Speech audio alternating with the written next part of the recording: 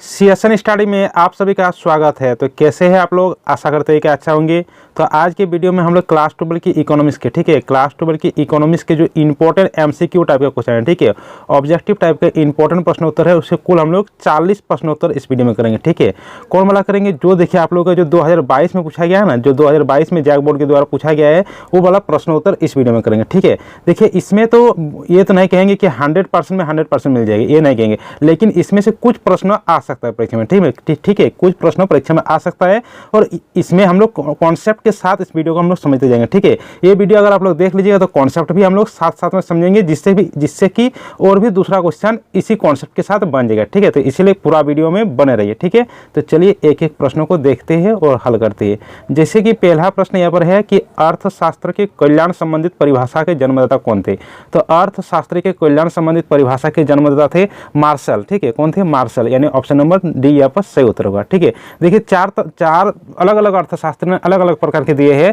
तो यहाँ पर हम लोग चार तरह के देखते हैं। अगर धन संबंधित परिभाषा किसने दी है तो हो जाएगा एडम स्मिथ, ठीक है। धन संबंधित परिभाषा किसने दी है? एडम स्मिथ ने, ठीक है। धन संबंधित परिभाषा किसने दिया? एडम स्मिथ ने, ठीक है। अगर कल्याण संबंधित परिभाषा किसने दिया? तो मार्शल ने दिया। कल्याण संबंधित परिभाषा मार्शल ने दिया। अगर कहेंगे कि दुर्लभता संबंधित परिभाषा किसने दिया तो दुर्लभता संबंधित परिभाषा दिया रॉबिन्स ने। और अगर कहेंगे कि विकास संबंधित परिभाषा, ठीक है, विकास संबंधित परिभाषा किसने दिया? सैमुअल्सन ने, ठीक है। तो यहाँ पर कल्याण संबंधित परिभाषा किसने दिया? मार्शल, यानी ऑप्शन नंबर डी यहाँ पर सही उत्तर है, ठीक है। देखिए यहाँ पर जो टिक क्या हुआ है वो सही भी हो सकता है या सही नहीं भी हो सकता है, ठीक है। ये हम किसी स्टूडेंट से जो ये वाला वीडियो, जो ये वाला क्वेश्चन है, क्वेश्चन का पीडीएफ हम किसी स्टूडेंट से लिए हुए हैं, तो यह पहले से टिक क्या हुआ है, तो इसमें सही भी हो सकता है, नहीं भी हो सकता है। जो हम टिक कर रहे हैं वो वाला सही होगा, ठीक है। जो हम टिक करेंगे वो वाला आप लोग ध्यान दीजिएगा। निम्न में से किस अर्थव्यवस्था में निजी क्षेत्र एवं सार्वजनिक क्षेत्रों का सह अस्तित्व होता है? तो देखिए निजी क्षेत्र एवं सार्वजनिक क्षेत्र दोनों का सह अस्तित्व होता है मिश्रित अर्थव्यवस्था, यानी ऑप्शन नंबर सी यहाँ पर सही उत्तर है, ठीक है। अगर कहेंगे केवल निजी क्षेत्र होता है तो केवल निजी क्षेत्र होता है पूंजीवादी अर्थव्यवस्था में। अगर केवल सार्वजनिक क्षेत्र होता है तो सार्वजनिक क्षेत्र होता है समाजवादी अर्थव्यवस्था में, ठीक है। और निजी क्षेत्र और सार्वजनिक क्षेत्रों का सह अस्तित्व होता है मिश्रित अर्थव्यवस्था, यानी ऑप्शन नंबर सी यहाँ पर सही उत्तर है, ठीक है। अगला प्रश्न यहाँ पर है, अगला प्रश्न है कि अर्थशास्त्र में शब्द व्यष्टि और समष्टि का प्रयोग सर्वप्रथम किस अर्थशास्त्र ने किया था? तो व्यष्टि और समष्टि अर्थशास्त्र, यानी माइक्रो इकोनॉमिक्स और मैक्रो इकोनॉमिक्स का सर्वप्रथम प्रयोग किसने किया था? रैगनर फ्रिश ने, यानी ऑप्शन नंबर सी यहाँ पर सही उत्तर है, ठीक है। अगला प्रश्न यहाँ पर देखते हैं। अगला प्रश्न यहाँ पर है, प्रश्न है 4 नंबर प्रश्न क्या है कि उत्पादन संभावना वक्र का आकार मूल बिंदु पर अवतल होने का कारण क्या है? ठीक है, देखिए उत्पादन संभावना वक्र का आकार मूल बिंदु पर अवतल होती है। ये हो गया उदासीनता वक्र। उत्पादन संभावना वक्र का आकार इस तरह का होता है, इस तरह का होता है, ठीक है। ये मूल बिंदु पर अवतल होता है। क्यों अवतल होता है? बढ़ती सीमांत अवसर लागत के कारण, ठीक है। ऑप्शन नंबर 4 यहाँ पर सही उत्तर होगा। अगर पूछे कि उदासीनता वक्र का आकार क्या होता है तो उदासीनता वक्र का आकार जो मूल बिंदु पर ये उत्तल होती है और उत्पादन संभावना वक्र का आकार मूल बिंदु पर अवतल होती है, ठीक है। तो यहाँ पर मूल बिंदु पर अवतल होने के कारण क्या है? बढ़ती सीमांत अवसर लागत, यानी ऑप्शन नंबर 4 यहाँ पर सही उत्तर है। अगला प्रश्न यहाँ पर 5 नंबर देखते हैं। 5 नंबर है कि अवसर लागत का वैकल्पिक नाम क्या है? तो अवसर लागत को आर्थिक लागत के नाम से भी जाना जाता है, यानी ऑप्शन नंबर ए यहाँ पर सही उत्तर है, ठीक है। अगला प्रश्न यहाँ पर है, अगला प्रश्न है कि उपभोक्ता व्यवहार का अध्ययन किया जाता है, ठीक है। तो उपभोक्ता व्यवहार का अध्ययन किया जाता है समष्टि अर्थशास्त्र में, समष्टि अर्थशास्त्र यानी व्यापक अर्थशास्त्र में, यानी ऑप्शन नंबर एक यहाँ पर सही उत्तर है। अगला प्रश्न यहाँ पर 7 नंबर है। 7 नंबर है कि सीमांत उपयोगिता कैसे निकालते हैं? तो सीमांत उपयोगिता निकालते हैं कुल उपयोगिता में परिवर्तन बटा कुल मात्रा में परिवर्तन, यानी डेल्टा टीयू बटा डेल्टा क्यू, यानी ऑप्शन नंबर 3 यहाँ पर सही उत्तर होगा, ठीक है। अगर औसत उपयोगिता पूछते तो औसत उपयोगिता होगा कुल उपयोगिता डिवाइड उसकी मात्रा, टीयू बटा क्यू होगा, ठीक है। और सीमांत उपयोगिता होगा डेल्टा टीयू बटा डेल्टा क्यू। तो सीमांत उपयोगिता क्या होगा? डेल्टा टीयू बटा डेल्टा क्यू, यानी ऑप्शन नंबर 3 यहाँ पर सही उत्तर है, ठीक है। अगला प्रश्न यहाँ पर 8 नंबर है। 8 नंबर है कि उपयोगिता का क्रमवाचक सिद्धांत किसने दिया? ठीक है, उपयोगिता का क्रमवाचक सिद्धांत दिया हिक्स एवं एलन ने, यानी ऑप्शन नंबर 4 यहाँ पर सही उत्तर है, ठीक है। अगर कहेंगे उपयोगिता का संख्यावाचक सिद्धांत किसने दिया? तब मार्शल होता, लेकिन क्रमवाचक सिद्धांत किसने दिया? हिक्स एवं एलन ने, यानी ऑप्शन नंबर 4 यहाँ पर सही उत्तर है। अगला प्रश्न यहाँ पर 9 नंबर है। 9 नंबर है कि उदासीनता वक्र का आकार किस तरह का होता है? जैसे हम लोग अभी समझे कि उदासीनता वक्र का आकार क्या होता है? मूल बिंदु की ओर उत्तल होते हैं, ठीक है। मूल बिंदु की ओर उत्तल होता है, ठीक है। मूल बिंदु पर उत्तल होते हैं उसको क्या कहा जाता है? उन्नत दर, यानी ऑप्शन नंबर ए यहाँ पर सही उत्तर है, ठीक है। अगला प्रश्न यहाँ पर 10 नंबर है। 10 नंबर प्रश्न है कि रसगुल्ला की कीमत कम होने से गुलाब जामुन की मांग, ठीक है। यहाँ पर मान लीजिए कि रसगुल्ला है, ये गुलाब जामुन है, ठीक है। जब रसगुल्ला की कीमत कम हो जा रही है तो गुलाब जामुन की मांग क्या होगी? तो रसगुल्ला की कीमत कम हो तो लोग क्या कहेंगे? गुलाब जामुन छोड़कर रसगुल्ला खाना है, यानी रसगुल्ला की मांग यहाँ पर मांग बढ़ जाएगी और गुलाब जामुन की मांग यहाँ पर घट जाएगी। ठीक है, गुलाब जामुन की मांग यहाँ पर घट जाएगी, घट हो जाएगी यानी कम होगी, यानी ऑप्शन नंबर 2 यहाँ पर सही उत्तर है। अगला प्रश्न 11 नंबर है। 11 नंबर है कि बजट रेखा इंगित करती है। ठीक है, तो बजट रेखा क्या इंगित करता है? आय अनुपात। यानी देखिए बजट रेखा का आकार इस तरह का होता है, यहाँ पर पी एक्स की कीमत दिया रहता है, मतलब एक्स वस्तु की कीमत दिया रहता है, यहाँ पर वाई वस्तु की कीमत दिया रहता है। और बजट रेखा होता है एक्स वस्तु का कीमत डिवाइड वाई वस्तु का कीमत, यानी कि आई यहाँ पर क्या होता है? कीमत अनुपात यानी मूल्य अनुपात, यानी ऑप्शन नंबर 1 यहाँ पर सही उत्तर है। अगला प्रश्न 12 नंबर है।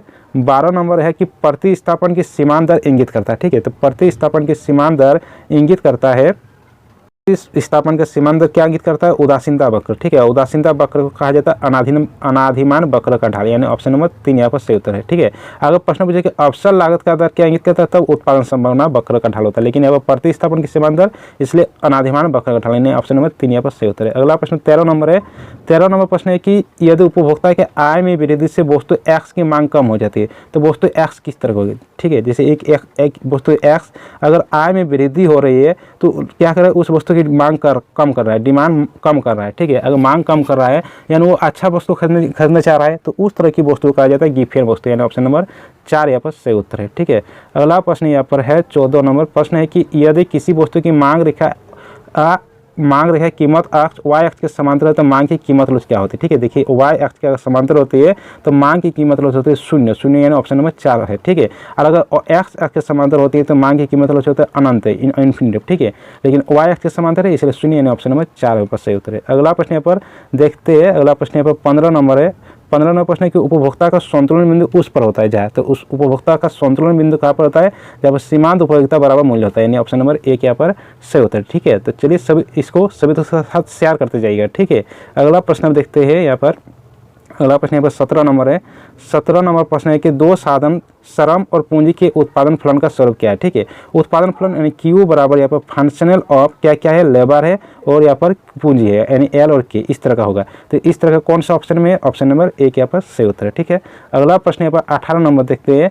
18 नंबर प्रश्न क्या? उत्पादन के साधन क्या है? तो किसी भी वस्तु को उत्पादन करने के लिए क्या चाहिए? भूमि चाहिए, पूंजी चाहिए और श्रम चाहिए। ठीक है, यानी उत्पादन के साधन क्या है? भूमि, श्रम, पूंजी सभी, यानी इनमें सभी ऑप्शन नंबर 4 यहाँ पर सही उत्तर है। ठीक है, अगला प्रश्न यहाँ पर 19 नंबर है। 19 नंबर है कि जब कुल उत्पाद अधिकतम होते हैं तो सीमांत उत्पाद। देखिए जब सीमांत उत्पाद इसको मार्जिनल प्रोडक्टिविटी, इसको कुल उत्पाद। ठीक है, जब सीमांत उत्पाद यहाँ पर 0 होता है तो कुल उत्पाद यहाँ पर अधिकतम होता है। ठीक है, तो जब कुल उत्पाद अधिकतम होता है तो सीमांत उत्पाद यहाँ पर 0 है, तो ऑप्शन नंबर 3 यहाँ पर सही उत्तर है। ठीक है, अगला प्रश्न यहाँ पर देखते हैं 20 नंबर। 20 नंबर है कि वो कौन सा समय है जिसमें उत्पादन के सभी साधन परिवर्तन किए जा सकते हैं? ठीक है, उत्पादन के सभी साधन परिवर्तन किए जा सकते हैं दीर्घकाल में, दीर्घकाल यानी ऑप्शन नंबर बी यहाँ पर सही उत्तर है। अगला प्रश्न यहाँ पर 21 नंबर है। 21 नंबर है कि सम उत्पाद वक्र का प्रत्येक बिंदु दो साधनों के औसत संयोग को दर्शाता है जो वस्तु का मात्रा को उत्पादन करते हैं। ठीक है, जो वस्तु की मात्रा को उत्पादन करता है क्या है? यहाँ पर मात्रा समान उत्पादन करता है। ठीक है, सम उत्पाद वक्र को ही कहा जाता है उदासीनता वक्र। यहाँ पर जितना भी बिंदु होता है सभी बिंदु पर समान उत्पादन करता है। ठीक है, यानी ऑप्शन नंबर 2 यहाँ पर सही उत्तर है। ठीक है, अगला प्रश्न 22 नंबर देख लेते हैं। 22 नंबर प्रश्न है कि परिवर्तनशील अनुपात के नियम के अनुसार एक विवेकशील उत्पादन के कितने स्तर पर उत्पादन करना चाहता है? ठीक है, किस स्तर पर उत्पादन करना चाहता है? तो दूसरे स्तर पर, यानी ऑप्शन नंबर 2 यहाँ पर सही उत्तर है। अगला प्रश्न 23 नंबर है कि अल्पकालीन औसत लागत वक्र का आकार किस तरह का होता है? तो अल्पकालीन औसत लागत वक्र का आकार इस तरह का होता है, यू आकार, यानी ऑप्शन नंबर 3 यहाँ पर सही उत्तर है। अगला प्रश्न यहाँ पर 24 नंबर है। 24 नंबर प्रश्न है कि कुल स्थिर लागत और कुल परिवर्तनशील लागत के संबंध क्या है? तो टोटल कॉस्ट बराबर होता है total fixed cost plus total variable cost. ठीक है, टोटल कॉस्ट बराबर total fixed cost plus total variable cost, यानी ऑप्शन नंबर बी यहाँ पर सही उत्तर है। अगला प्रश्न यहाँ पर 25 नंबर है। 25 नंबर क्या है कि फॉर्मूला का संतुलन होता है। तो फॉर्मूला का संतुलन कब होता है? जब मार्जिनल रेवेन्यू MR बराबर मार्जिनल कॉस्ट होता है, यानी ऑप्शन नंबर 1 यहाँ पर सही उत्तर है। ठीक है, अगला प्रश्न यहाँ पर है 26 नंबर। प्रश्न है कि सम विच्छेद बिंदु तब उत्पन्न होता है। ठीक है, तो सम विच्छेद बिंदु कब उत्पन्न होता है? जब टोटल रेवेन्यू कुल आगम बराबर टोटल कॉस्ट यानी कुल लागत होती है, यानी ऑप्शन नंबर 1 यहाँ पर सही उत्तर है। अगला प्रश्न यहाँ पर 27 नंबर है कि पूर्ति अपने लिए मांग स्वयं ही उत्पन्न करता है, ये कथन किसका कथन है? ठीक है, ये बाजार का से नियम कहता है। ठीक है, इसको किसने कहा था? प्रोफेसर JB से, यानी ऑप्शन नंबर 4 यहाँ पर सही उत्तर है। अगला प्रश्न यहाँ पर 28 नंबर है।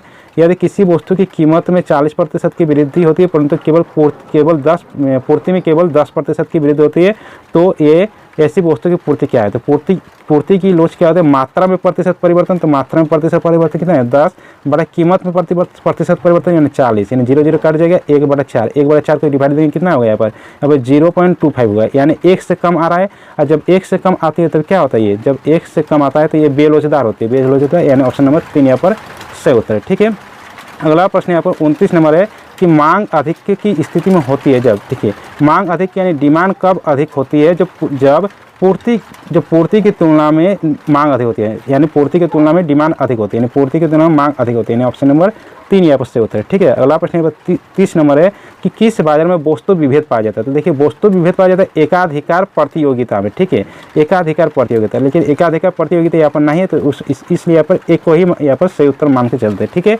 अगला प्रश्न 31 नंबर है कि एक पूर्ण प्रतियोगिता बाजार में सभी फर्म किस प्रकार की वस्तु को उत्पादन करते हैं। ठीक है, पूर्ण प्रतियोगिता में किस प्रकार की वस्तु का उत्पादन करता है। ठीक है, तो किस प्रकार के वस्तु का उत्पादन करते हैं, समरूप का, यानी ऑप्शन नंबर 2 यहाँ पर सही उत्तर है। ठीक है, देखिए यहाँ पर बारिश भी आ गया है। अब अगला प्रश्न आप देखते हैं, यहाँ पर अब वर्षा हो रही है यहाँ पर। अगला प्रश्न 32 नंबर है कि एकाधिकार के अंतर्गत एवरेज रेवेन्यू वक्र और मार्जिनल रेवेन्यू वक्र में क्या संबंध है, तो देखिए एकाधिकार में यहाँ पर क्या होता है, यहाँ पर मार्जिनल रेवेन्यू होता है और यहाँ पर एवरेज रेवेन्यू होता है, यानी एवरेज रेवेन्यू क्या है, एवरेज रेवेन्यू मार्जिनल रेवेन्यू से अधिक है, यानी ऑप्शन नंबर 1 यहाँ पर सही उत्तर है। ठीक है, अगला प्रश्न यहाँ पर 33 नंबर है कि किस प्रकार की बाजार संरचना में किसी वस्तु का एक और एक उत्पादक होता है। ठीक है, तो एकाधिकार बाजार में केवल एक ही उत्पादक होता है, यानी एक ही विक्रेता होता है, यानी एकाधिकार, यानी ऑप्शन नंबर 2 यहाँ पर सही उत्तर है। अगला प्रश्न यहाँ पर 34 नंबर है, 34 नंबर है कि एक विक्रेता को 6 रुपये प्रति इकाई कीमत पर किसी वस्तु की 50 इकाई की बिक्री से प्राप्त कुल आगम की राशि निकालिए। कुल आगम यानी टोटल रेवेन्यू बराबर होता है प्राइस इंटू क्वांटिटी। ठीक है, तो प्राइस कितना है 6, तो 6 इंटू क्वांटिटी कितना है 50, यानी 6 50 अंक 300 रुपये, 300 रुपये, यानी ऑप्शन नंबर 4 यहाँ पर सही उत्तर है। अगला प्रश्न यहाँ पर है 35 नंबर है कि निम्न में से कौन सही है, तो यहाँ पर एवरेज रेवेन्यू बराबर marginal revenue divide E minus होता है। ठीक है, यानी ऑप्शन नंबर 1 यहाँ पर सही उत्तर है।